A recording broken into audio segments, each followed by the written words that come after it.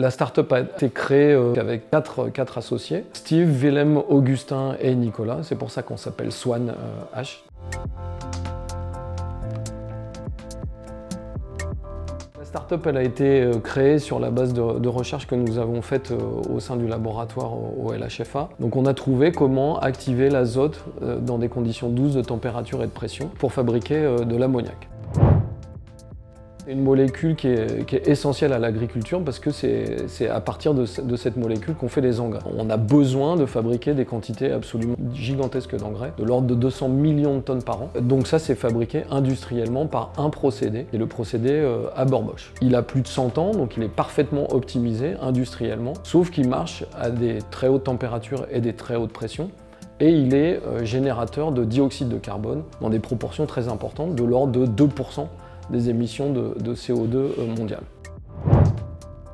L'ammoniac que nous on veut fabriquer, il va se baser sur l'utilisation d'énergie renouvelable.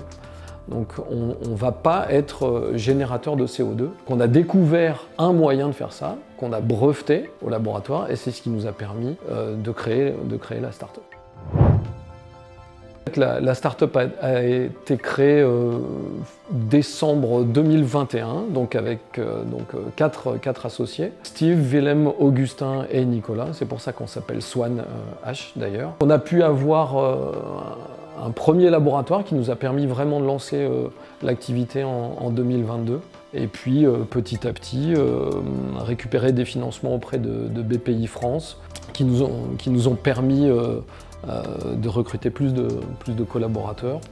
On développe trois objectifs en parallèle. On a un premier objectif de chimie qui est de continuer à développer et améliorer notre procédé chimique. Il y a une partie électrochimique pour développer un procédé électrochimique. Et puis, il y a une partie fabrication de device, fabrication d'une machine, un prototype qui va permettre de fabriquer l'ammoniac.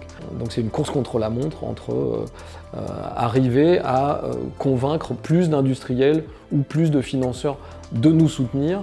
Donc, et pour faire ça, en fait, on a besoin de développer un prototype qui va effectivement fabriquer de l'ammoniac sur petite échelle.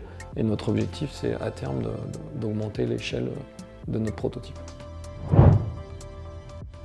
On a été sélectionné par Challenge en des startups à investir et ça nous a fait des retours d'investisseurs qui cherchent des startups comme la nôtre. Après, c'est vrai que dans les discussions avec beaucoup de VC qu'on rencontre, il y a toujours ce problème de maturité de la société et envie d'un investisseur d'investir mais aussi sortir de la boîte qui peut être décalé par rapport à nos besoins. Le développement qu'on fait à Swan H, il est vraiment compliqué et Deep Tech, il a besoin d'une compréhension de recherche presque académique.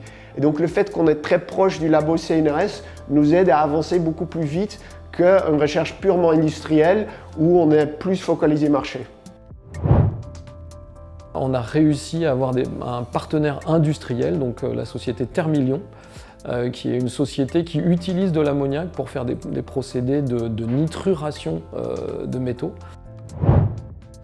Si je pouvais donner un conseil à un chercheur qui aurait envie de monter sa start-up, c'est de ne pas le faire tout seul, c'est de s'entourer de gens avec des compétences complémentaires des siennes, des compétences pour aller démarcher les fonds d'investissement, les investisseurs, parce qu'on ne peut pas tout faire de front. Moi, j'ai travaillé en recherche, aussi en industrie et aussi en plusieurs startups.